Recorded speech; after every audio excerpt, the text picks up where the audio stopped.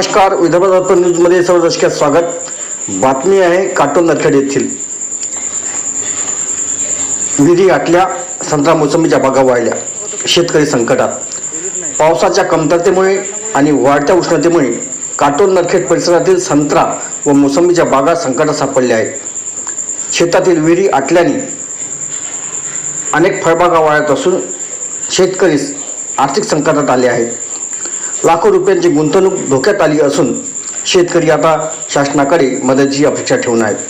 कर्जमाफी आणि वाळलेल्या फळबागांसाठी विशेष मदत देण्यासाठी मागणी जोर धरत आहे. सरकार यावर काय निर्णय घेणार याकडे शेतकऱ्यांचे लक्ष लागले आहे. नरखेड तालुका अंतर्गत येणाऱ्या लोहाई सांगा या जाटलापूर शिवारामध्ये आहे आपण.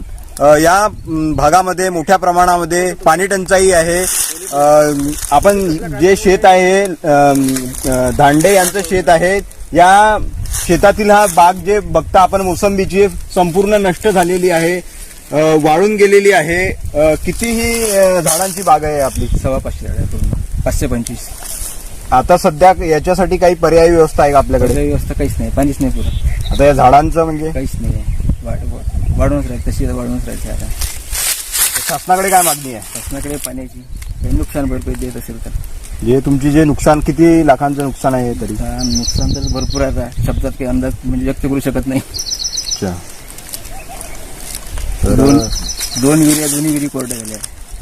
म्हणजे तुमच्या शेतामध्ये 2 विहिरी गेली? 2 विहिरी. दोन्ही विहिरीला पाणी नाही आहे? दोन्ही विहिरीला पाणी नाही आहे. किती दिवस झाले पाणी नाही आहे? आता कमीत कमी 1.5 महिना झाला पाणी नाही, 1.5-2 महिने झाले पाणी नाही. उन्हाळ्यामध्ये हीच परिस्थिती राहते दरवर्षी? नाही, मागच्या वर्षी नव्हती, यावर्षी जास्तच आहे. यावर्षी जास्त आहे. जास्त आहे यावर्षी. तापमानाच्यामुळे यावर्षीची परिस्थिती आपण बघू शकता. इथे पाणी नसल्यामुळे संपूर्ण विहिरी, दोन्ही विहिरी यांच्या शेतातील कोरड्या असल्याचं सांगण्यात येत आहे शेतकऱ्याकडून. शासनाकडनं यांना संपूर्ण भरपाई मिळाली पाहिजे अशी यांची मागणी आहे. काय नाव आहे आपलं? काय सांगा? अरविंद नानाजी चापले.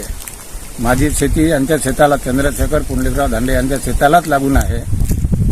आजपर्यंत किती एकर शेती आहे आपली? माझी 13 एकर शेती आहे. झाडे आहेत तिथे? हो. कशाची झाडे आहेत? मोसंबीची झाडे आहेत.